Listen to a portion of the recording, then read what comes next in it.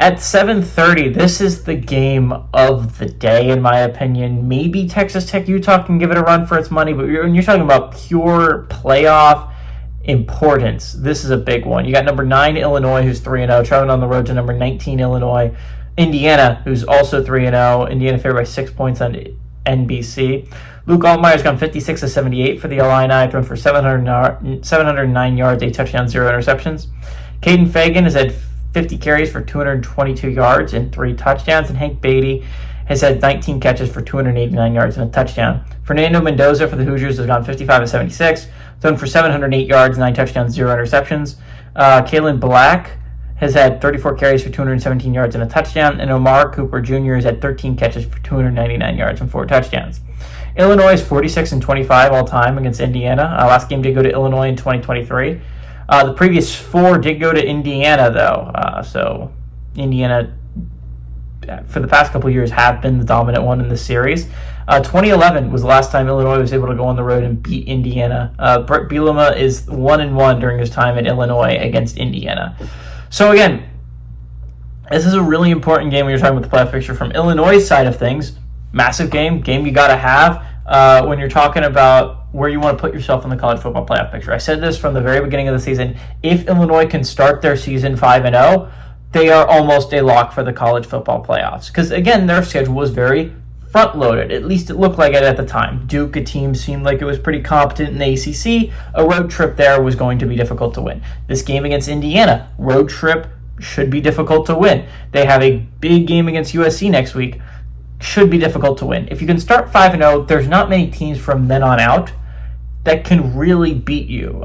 Maybe Washington can do it, but I don't see them messing up 2 more times, which is what they would need to do. They would need to have 3 losses to not be a college football playoff team, realistically. Ohio State is likely going to be lost for Illinois, so that's why, again, 5-0 is such an important thing to hit if you're Illinois, a game you've got to have on the road against Indiana.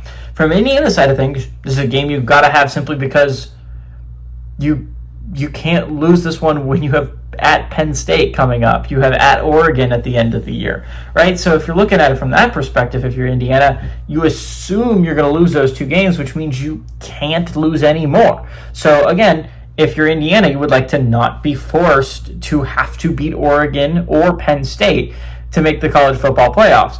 Illinois is more like you need to win this to put yourself in a good spot. I think Illinois has a really great team. And I think the fact that they've actually played competent teams out of conference, again, one competent team, it was Duke, out of conference, I think it's going to help them actually prepare. Indiana, really the best team they played was Old Dominion. And while I am a big fan of the Monarchs and what Ricky Ronnie has done there, I don't think that's going to prepare you for Big Ten play, especially when you're opening against Illinois. I think this should be a really tough defensive battle. I don't expect offenses to be doing that much in this game. I expect it to kind of be like the Iowa State game in a way, and I think it's going to be really low scoring. But from that regard, I think Illinois is going to come out on top. I think this is a really, really competent Illinois squad. This is a squad that I put in my college football playoffs, and I'm not turning away from them, especially from what I've seen so far. They look like the 4th best team in the Big Ten, and the 4th best team in the Big Ten probably is going to be enough to get you to the college football playoffs. It was last year. I expect it to be the same this year, especially with no Notre Dame. It should leave room for both the Big Ten and the SEC to send 4 and the ACC to send 2. So I think it should be fine. I think being the 4th best team should be enough in the Big Ten. That being said, I think Illinois is a really good team. I think they're going to go on the road, and I think they're going to beat Indiana.